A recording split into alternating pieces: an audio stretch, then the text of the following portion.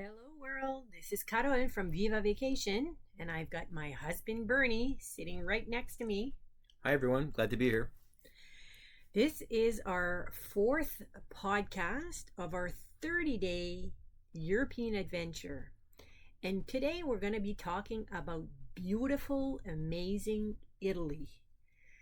We had four different cruise stops in Italy, and honestly, all of them were amazing. Um, we'll get into the different stops in a minute. So let's talk first about our general impressions of Italy as a country. For me, just the landscape and the history was like a big wow. Everywhere you went, there was something amazing to look at and to kind of get to understand where it came from and all that. That for me was like just amazing. Yeah, I think for me, Italy is definitely a place that I think I'd like to come back again. There's so much, and as Carol said, there's so much history, so much to see, and every stop was kind of a bit different in its own way, but just so rewarding to be there. So yeah, just a great place. Like yeah, I definitely want to come back to Italy. There's so much more to see than what we've been able to see so far. It was, however, the first stop where I wouldn't say language was an issue, but it was more challenging in the sense that there was less Italians that could speak English than like the other ports or countries that we were in. So we were able to get by and communicate, but there were a few places that we had to figure things out on our own. Yeah, yeah, and everybody that we asked for help or directions or information, all very nice and lovely and tried to help. But yeah, you could definitely feel that English was not common. That's for sure. So again, there's always jokes about everybody expects to speak English when you go to Europe, and it's definitely to your advantage to learn a few catchphrases in the language that you're in, such as Italian, for Yeah, example. I had my Google Translate Yeah, handy, so. yeah, One of the things that we realized as well is that Italy was the first country so far, on our trip, I guess, that was a little bit more chaotic, less organization. So in all of the tourist destinations, it was not as organized and not as clear as far as signage went, or things like that. Even the streets, like the driving, it felt like you were a little bit in New York City with the honking of the horns, the cutting in and out of lanes with the mopeds in and out. So it did feel very different from the other countries we were in. yeah. And amazingly, like despite all this sort of chaos and traffic, we didn't see any accidents. It's No. amazing that the mopeds, they just kind of slide in front of cars and people stop, but they honk and they let people go. So anyways, it's just kind of this interesting kind of traffic dance in these cities, and all on very narrow roads for the most part. Yes, So cobblestone. cobblestone. So it's quite interesting to see. Yeah, yeah. The cars must have amazing shocks here. I'll say that, and brakes. So let's start with the first stop we did on our cruise, which was the city of Genova. Genova is actually the largest port in Italy, and it's on the northwest side of the boot. If you're looking at the map of Italy, that resembles a boot. So what did we do in Genova? Well, just before we get into that, I just want to go back to something we said in an earlier podcast. Genoa was one of the first ports where the ship backed in. So when we opened the curtains first thing in the morning we had a balcony in the back. First thing you opened, and it was the beautiful Italian city of Genova or Genoa, and it was just like a postcard. It was just so spectacular to see that upfront dock there. Just that first wow when you open that balcony window and step outside and just see this amazing Italian city. It was just that really struck me as the first real experience in Italy. Yeah, and it was like um, structures on a mountain kind of thing, Yeah. and you could see like the cathedral on top, and a very very interesting city. Yeah, it's definitely a city with the ocean, the mountain, and everything is kind of built in this kind of valley, bay area. Yeah. Yeah, just spectacular city. Actually, a lot of the cities in Italy are built that way. That's right. Yeah. So this on this day we had chosen, this was our second bike tour in a row, an e-bike tour of the city. Um, I wasn't too sure about this one for some reason, but it ended up being a great tour. It was awesome. Not a great start to the morning. Yeah, we had a hard time finding the place. We had to walk around quite a bit to finally find it. One of the things that we did, yeah, we walked around in circles. GPS and Google Maps wasn't that particularly helpful. One of the things with this city is it has the historic center town has so many small roads and alleys that are kind of just walking, pedestrian, and biking that the Google GPS couldn't pick up the city. So we thought the bike tour place would be on a road, but it was actually in a back alley. So it was really hard to find. But once we did find it, the guide Gavino was Amazing. amazing. I was really knowledgeable about the city. He'd been there as a bike tour guide for 12 years or so, so he really knew the city. So you want to talk a little bit about the bike tour? Yeah. So the bike tour, we started off and he took us through like these small, amazing back alleys, so we'd kind of get the feel for the e-bike, but also for the historic part of the city. And as we're riding through this kind of cobblestone back alleys, it's still early in the morning, so the city is just kind of becoming awake. And one of the shops that particularly hit me was this small little shop that was maybe like maybe 4 feet wide and 6 feet tall, and there was this cordonnier, shoe repair guy, and he was just kind of starting his day, and that was his shop, that was his life. And we just kind of biked by, and he was just opening up, and he was looking at the shoes he had to work on for the day. And this tiny little alley was just so cool. So we did quite a few of those little alleys just to get a feel for the town. And then Gavino took us to the harbor. And then, again, this was a small tour. There was only 4 of us. There was Carole and I and another couple and the guy. So From Massachusetts. From Massachusetts, yeah. So it was really interesting. So then Gavino took us to the kind of old port area. So we biked along there. And then he took us to the more modern parts of the city and a UNESCO road that was kind of historic as well. And it had this beautiful arch. And then he also took us on this amazing new bike path all along the bay, and that went on for I think 7 or 8 kilometers. Just this beautiful dedicated bike path all along the waterfront, and it's just beautiful and touristy and just so smooth and nice. And and one of the things I found with Genoa is it's just starting to be touristy. So Gavino, the guide, was saying that it's only been about 10 or so years where they're really starting to focus on tourism. That city always used to be more industrial, port, industry. So it's really transitioning to recognizing the importance of tourism. So it really still is very, very local and kind of independent and small shops and no big brand stores around. Just really, really local, really interesting.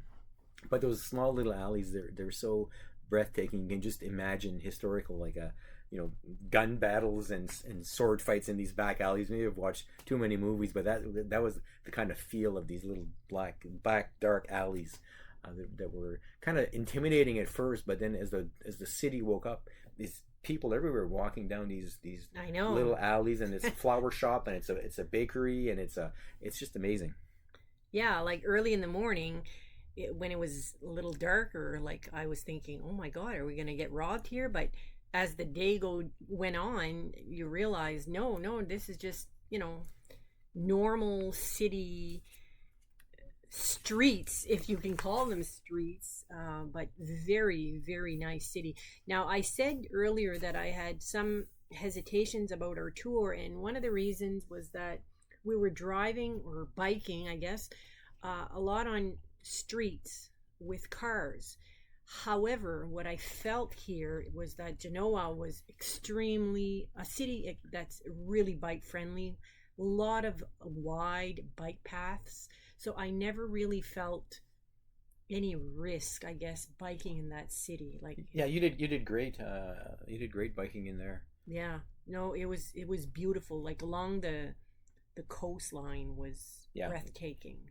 yeah. I think also Italy, especially. I think although there's honking, but I think people generally have a respect and awareness of bicycles compared to some North American cities where bikers get yelled at and get off the road and all that kind of stuff. But in Europe, bikes are common and everywhere, so drivers expect to see them and accommodate. Was Genoa the city that they said had um, one of the highest rates of mopeds? I think it might have been. It could be, yeah. There's so many mopeds in Europe because either you have a moped or a very tiny Fiat vehicle. Yeah, quite common Fiats, yeah. Yeah, so just we saw some people parked on the side of the roads. I don't know how they were going to get out because there was not even a centimeter between each cars, which made it kind of funny. So Genoa was our first stop. We had done a bike tour, and then our next stop was actually in Livorno. Now Livorno is a tinier city, so we opted to do a bigger bus tour, our only one, to visit the town of Pisa and Florence. So just to give you an idea, Pisa, which is known for the Leaning Tower of Pisa, took 177 years to build. It's a very interesting. I mean, where the Leaning Tower is, it has three structures: the Duomo, the Battistery, and that tower.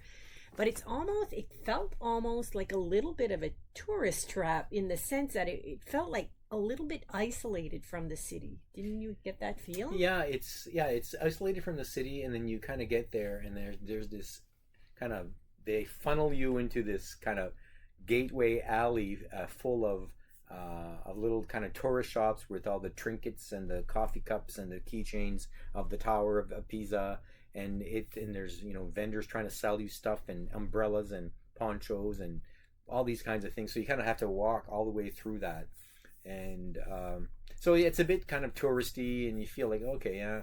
But then when you get to the old walled city itself, and enter to where those three sites are, it's wow. It's wow. Yeah, it's amazing. Yeah. We had been warned by our tour guide that day. Apparently, he had done a tour the day before and they had troubles with pickpockets. And he actually was able to identify the same ones on the day we were there. So we were told to be very careful. It was wall to wall people, especially going in and out, because it was, like Bernie mentioned, that it kind of felt like an alley with tons of people in shops. You can't say shops, but vendors. But once you were inside, you could breathe a little bit more because obviously the space was much bigger, but so much history and beauty in those monuments. Yeah, one of the things with the Leaning Tower of Pisa, and it's not pizza, as I made the mistake once when I was saying it. Leaning Tower of Pisa. It's actually a bell tower, and from what I remember reading is that tower was used to it had a bell, and it signaled the opening of the gates in the morning of the city, because back then of course they had to have walled cities to protect from pirates and other cities, because these cities used to be kind of countries and they'd fight against each other for trade and all kinds of other things as well, egos depending on the head person of the city. So that bell tower, the Leaning Tower, was also a warning system for the city. If they saw advancing enemies, they would ring the bell in a certain tone, and that would mean close the gates and prepare for action. So that was quite interesting. Another thing about the tower itself is, you see these things on TV and in photos, and it really wasn't as big and as tall as I thought it was going to be. but still super impressive. Don't get me wrong. But yeah, I was expecting something kind of bigger and taller, but it really wasn't. But still an amazing sight to see. It's one of those things you have to see if you do go to Italy. It's one of those types of things. It's just worthwhile. Yeah, a lot of these structures, like they're all made of marble, and it's like so amazing. Like I don't know, it's just like that site itself was Yeah, almost all marble, wasn't it? yeah, I think so. Yeah, a large part of it. Yeah, just amazing the work and the guide on the bus told us a little bit about how they finish it off in terms of building it and on the tower on the side that it's leaning inward they put less thick walls and then on the other side they put thicker walls to kind of balance the weight so that it wouldn't continue to tip. And so it was really quite interesting. And of course, all those photo opportunities of people, putting their hand and then they try to get the photo, so you're Yep. saving the tower from falling over. It's quite funny to see all these tourists there trying to take that photo. So interesting. Yeah, and talking about our tour guide, I have to say on that day I kind of liked our tour guide. He was managing a bus of 50 people, and that was our first stop. And there was a group of about 6 individuals who came late, and he gave them quite the talking. And I'm like, Yeah. yes, man, go ahead. Yeah, you gave them a Just little because blast. they were, they were late because they were shopping. Anyway, but that's the type of tour guide I appreciate, to get people all on time. We did have limited time, and those tour guides are like, they are the ones on the hook for getting us to our attractions, but ultimately getting us back to the ship on time, because the worst case scenario would be that you miss your ship. So they have that pressure, if you can say it that way, that things go as planned and that people are respecting time. Yeah, keep things moving along. Yeah. So now to our second stop that day, which was Florence, and that had a lot of adventures. So just for those out there, Florence was actually founded by Julius Caesar in 59 before Christ in the Tuscany region, and on the banks of the Arno River. It is where Michelangelo's statue of David is. And the Church of Santa Cruz is where many famous Italians actually are laid to rest, such as Michelangelo, Galileo, and the composer Rossini. So it's a lot of history in Florence. But maybe talk to them about why it was such an adventure. Well, yeah, essentially, a couple of things. There was an incredible downpour of rain that started right after we got out of the lunch when we arrived, and just like a total drenching. And then after about maybe half an hour of that rain, then it actually started to hail. Something that I think was never seen before in Florence, or very rarely seen, if ever. I didn't expect to see hail in Florence while we were there. So the hail lasted at least 45 minutes.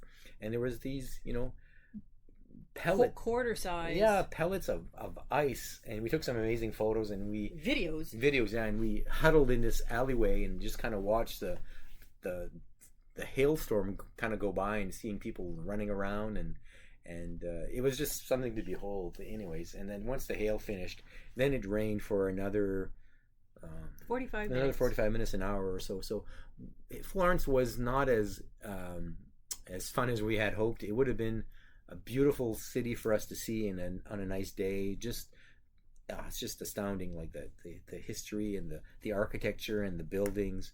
So yeah, the hail and the rain did kind of put a damper a little bit on that part of the day. Don't forget the thunder, which we yeah. thought was going to hit us. Yeah, there's amazing thunder and lightning strikes very, very close by, and of course all these vendors are selling people, umbrellas. Open your umbrella, and with this lightning right by. So yeah. Anyway, even we were pretty well equipped. Like, I had my entire rain gear because we were expecting a little bit of rain that day, but even the rain gear it was not enough. We were still drenched. It was quite the storm, and I was actually curious. And we did ask the tour guide if it was normal, because after the hail storm, on the street it looked like snow, like it was white all on the street, on the cars. And he said, in all his years being in Florence, he had never seen that. So it was affirming to that it was something unusual. Yeah. So Florence, we could feel that it was, or we could see that it was a beautiful city. I love the core where the cobblestone roads were, and all the little shops, restaurant, bars, and all of that. But we did not get to appreciate it because of that storm. Yeah, and I think that's one of the risks of traveling. You can get bad weather, but you try to make the best of it, and Yep. and that's all you can do is still try to enjoy yourself and not let it get you down. And you're still in a beautiful part of the world, and you still get to see some of the buildings. So Yeah. And talking about making the best of it, we'll go to our next stop, which was Civitavecchia. So this is the port that is closest to Rome. And Rome is actually the capital and the largest city of Italy. It has about, I think, 2.8 million in population. It has a lot of historic sites. And on this day, we had actually made plans to visit on our own. So we were going to take the train in the morning and to go back from the ship. We had bought tickets for many of the sites, but as you can appreciate, plans don't always materialize. And we had one of the tours, we had a delay, so they couldn't accommodate us at the time we were supposed to go in. So we ended up losing probably about 3 hours in Rome, which wasn't ideal, but like we said, we made the best of it and decided to focus on the two big ticket items. So the first big ticket item, it's the Vatican. Yeah. the Vatican, yes. This is when I mentioned at the start that there was a lot of chaos in a lot of the tourist sites. This would have been the top chaos. It was the Vatican. It was on a Saturday, mid-morning. It was incredibly busy, and when we first signage. And when we first got there, we saw a lineup through security. So thought, okay, this is the way into the Vatican. So we waited in line, got there, and then went through security and just kind of followed the nuns. Followed the crowd, thinking we're going into the Vatican. Anyways, and we end up going down this other building, other place, and we end up in this building, and it must have been some sort of, we still don't know what it was, but it wasn't to the Vatican, and it wasn't for us. So we ended up asking one of the workers there, a security type person, and he kind of chuckled and laughed at us and said, no, you got to go this way. So he pointed us in the direction, and we eventually made it to the Vatican area. Yeah. And walked around a little bit, stopped for a coffee and some food, and then eventually connected with our tour guide. And that was just a quick access to get in ahead of the lines, cut the lines tour. Yeah, we had to skip the line, thank God, skip the line ticket. So we started off with the Vatican Museum, and we knew, because we had tickets to the Colosseum in the afternoon, early afternoon, we knew we had very limited time. We had probably an hour and 15 minutes just to walk through. But when I say walk through, I don't think you can appreciate. It was wall-to-wall people. So even walking through was a real challenge. If I had to estimate the number of tours that went through on that Saturday, I would have had to guess like 250 tours. Yeah, and everybody has these tour guides with their umbrella up in the air or some sort of walking stick with a flag on it, and they're 15 or 20 tours, and they all have like those headphones with the little thing that they can hear the guide, and they stop the traffic in a sense, because if you're trying to get through. Yeah, that's right. Yeah. So it really was, we had to sort of prioritize what we really wanted to see, and we agreed that we wanted to see the Sistine Chapel as a priority. And so we kind of walked through so much stuff that we just kind of glimpsed at so many statues and works of art, and we didn't go into the art galleries at all. we just kind of focused on getting to the Sistine Chapel to be able to experience that. Yeah, I also wanted to see St. Peter's Cathedral, or the That's right. Yeah. Basilica. Um, so yeah, that was our focus. So the Sistine Chapel, I guess I hadn't read enough about it beforehand. It was, I guess, not quite what I was expecting. I guess it didn't feel as a chapel, I guess. It was basically a square room, but it had paintings everywhere, ceiling, walls. Yeah. And it had a small, I don't know how you say that, but there was a small section that might have seemed similar to a chapel, but very different. And of course, in there, it was like sardines, wall to wall people. You could barely move, trying to appreciate what you were seeing. Yeah, again, it wasn't as big as I expected, and it's just kind of rounded ceilings at the top, and as Carole mentioned, just beautiful works of art. Every square wall and ceiling has these amazing Michelangelo paintings, and yeah, it's just you have to experience it, and of course there's a long stairway going down, it's a long lineup to get in, and of course there's the kind of rules about men not wearing shorts, and you have to take off your hat, and those are in fact true. You really shouldn't wear shorts there. They'll maybe not let you in, and they'll definitely make you take your hat off. So you have to be cognizant of that. So yeah, the dress code is enforced, and yeah, you should definitely be aware of that. So we did feel rushed, I have to say, for the Vatican. If you are in Rome for more than a day like us, you could absolutely spend the whole day there. Easy, maybe even two, if you wanted to see every inch of it. But you have to be aware of, the amount of effort it takes to get you in, as far as security. They'll check your bag. Then you have to get into the ticket line. And if you don't have a ticket in advance, forget it. So a little bit of a rushed experience, but we finished off really well in that part for the day, which was St. Peter's Basilica. That was breathtaking. We at this point have seen quite a few amazing basilicas and cathedrals. So we've done the St. Paul's in London. We did the Sagrada Familia in Barcelona, along with several others, smaller ones. But St. Peter's definitely matched up to those bigger ones, like in terms of grandeur. Yeah, that's a good way of putting it. It's just amazing, huge ceilings, cathedral ceilings, marble and art everywhere, and just holiness, like a holy ground. If you're a Catholic, it just feels so holy and spectacular.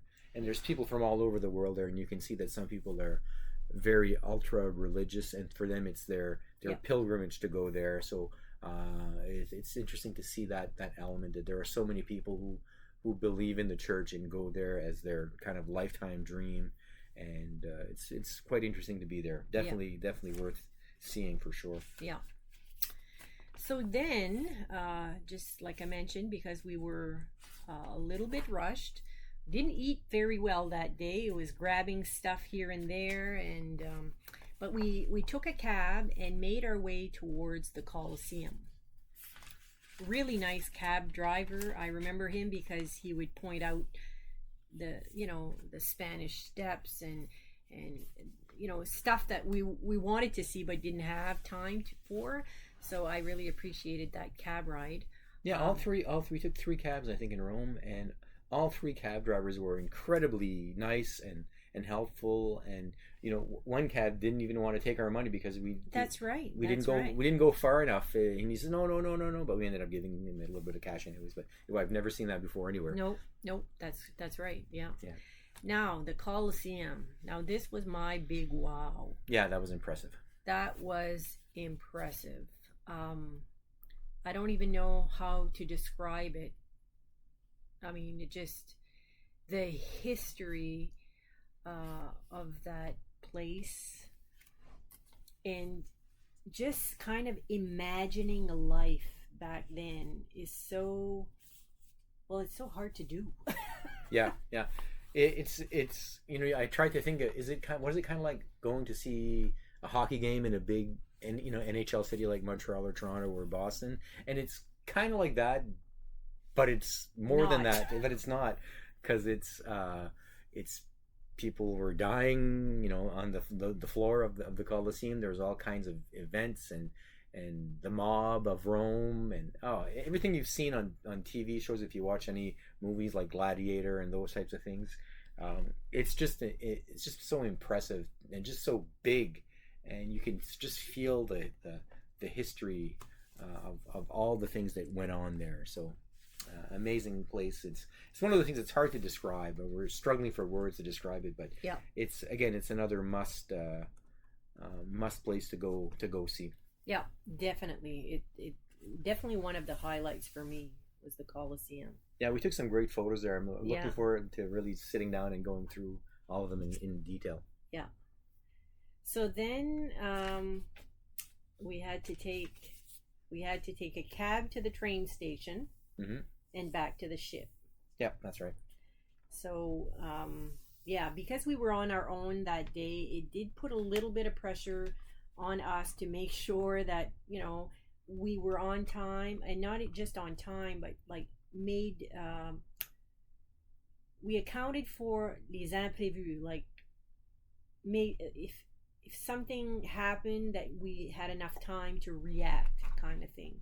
So that day, I think it was a 12-hour day. I think we both arrived in our cabin, and we could have gone to bed like Yeah, yeah, we were pretty tired. It was pretty It tired. was a long day. Long day. So our fourth and final stop on our cruise in Italy really did not disappoint. We stopped in the port of Naples, but we had chosen to do a small bus tour of the Amalfi coast and Pompeii. And wow, like again, hard to put into words. Just the Amalfi, like driving on the Amalfi coast and getting to Amalfi. We drove, started in Naples. We drove through Sorrento, Positano, Traiano, Furore to get us to Amalfi. And all this driving along the coast is done on cliffs and on winding roads, most of the time like at 180 degrees. Switchbacks. And like we mentioned before, you're on a cliff and it's really one lane, but they're operating it as a 2-lane road with bikes and mopeds. Yeah, we saw several people on, like, serious cyclists going up and down these hills. It was really quite impressive. And again, very narrow roads, no bike lane, but they're there with their $10,000 Italian bikes and all their bike gear climbing up these hills. It was really quite impressive to see. Yeah, the drive, again, I gave the window seat to you, Bernie, because it just the cliffs was making me, actually, I'm not a very I don't get nauseous at all on sea. I do the big roller coasters when we go to attractions. I rarely get nauseous for how do you say that, Motion. Yeah. for the motion. But at the end of this tour, I wouldn't have wanted to be an extra hour because I was feeling a bit nauseous from the drive. So Yeah.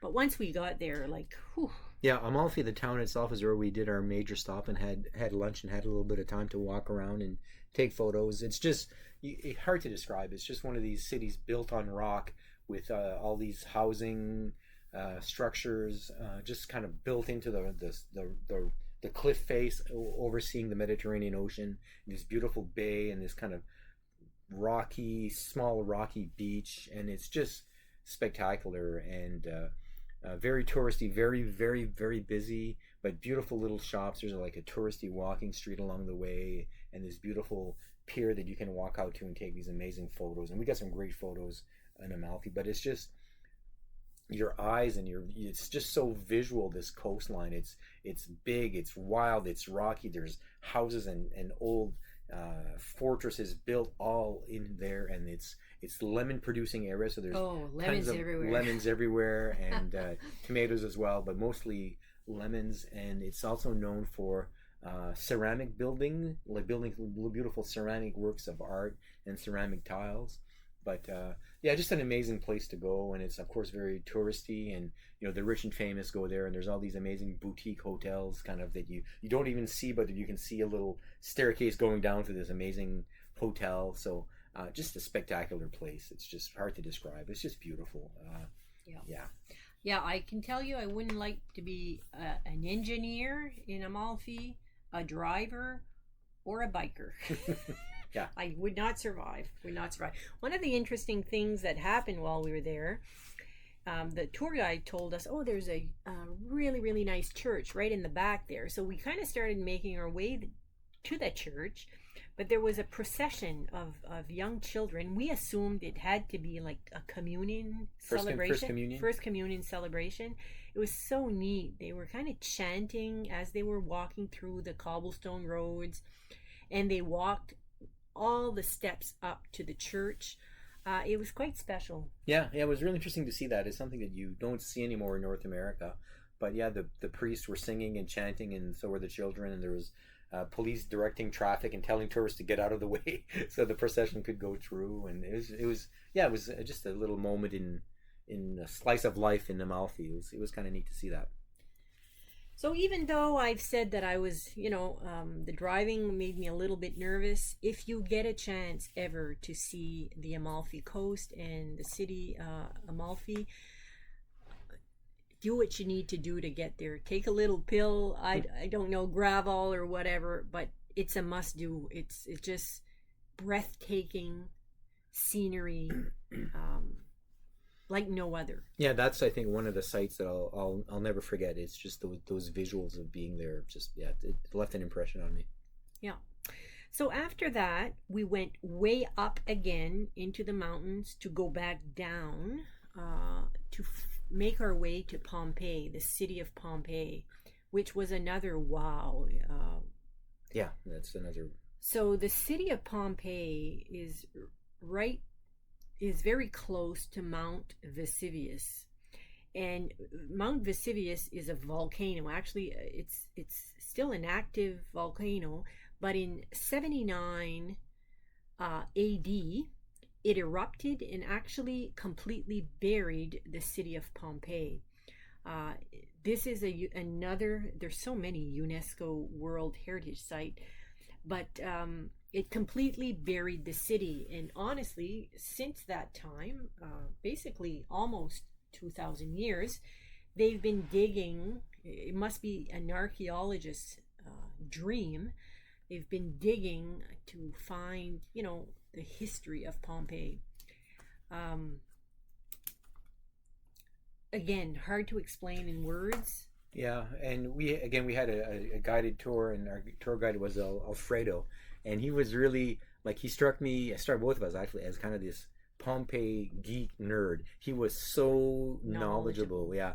So he kind of walked us through and took us through all the key sites within the city of Pompeii. And there was around 25,000 people living there at the time in 79 AD when Vesuvius erupted. But before that, there was double that. There was an earlier eruption of Mount Vesuvius, and a lot of people left. But when the big one happened in 79 AD, there was about 25,000 people there, and of course they all died. They were all vaporized almost, essentially, just because of the heat. But it left so many historical monuments and buildings behind, and the archaeologists are still kind of digging through. And I think Alfredo said that they had only really cleared about 44% of the city. There's still a lot of things that they need to kind of dig up and excavate and kind of see through. But yeah, an amazing place to go. You could easily spend a day just walking around there, and if you have mobility challenges, it's not an easy place to navigate. Like the cobblestone is, it's not even cobblestone, it's big rock. Big stones, yeah. And it's very, very uneven and lots of steps, and so be cognizant of that. Place to have that's a place where you need good shoes, comfortable yes. shoes to walk around in. Yeah, yeah. But such a fascinating place. It was kind of funny. Our tour guide, not a lot of emotions, but they had just opened up a new house, discovered or whatever, a new house. Opened it to the public. Opened it to the public like 2 or 3 weeks before we went. And he got all excited because he wanted to show us that it's probably new part of his tour. So that was kind of neat. Yeah, and it was one of the few ones that, and I think it's the only one that they have that had a lot of those kind of fresco murals still there, and so that art is 2,000-year old art on the walls, and some of it is still preserved really quite well. But it had like the fountains and the baths, and really interesting to see, and the history behind it. So he was describing all the art and kind of what it meant and what it depicted. So this was a house of an extremely rich brothers. They found some plaques that said who lived there or who owned the house. I can't remember the details, but really quite interesting. Another interesting part of Pompeii was the prostitute section. So that was quite interesting. They had these little rooms with this kind of stone bed where they put straws and mattresses, of course, but it was really where the prostitutes lived and engaged in their business. And one of the markings on the stones was this kind of like erect penis, and it pointed to the prostitute area, and the guide made a show of pointing that out to us. So that was quite spectacular. That was funny. That was funny. Yeah. But yeah, Pompeii's cool. It's really neat to go see, and it's beautiful. But one of the things that amazed me is that there are 700,000 people living around that area, and they expect the volcano to erupt again. So people have built their homes and made lives in an area. Basically, they're playing Russian roulette. They never know when it's going to erupt again, but if and when it does, it could be catastrophic, because there's a lot of people in a small area and not a lot of roads. So if something happens and it does erupt suddenly, there could be lots of problems. But the tour guide said that there's a station up there that's always monitoring Mount Vesuvius. So, but anyways, it's interesting history there. Beautiful part of the world. Yeah. So that wraps up our Italy stops. Amazing ports of call. We did have some rain in Italy, but we were ready for it and made the most of it.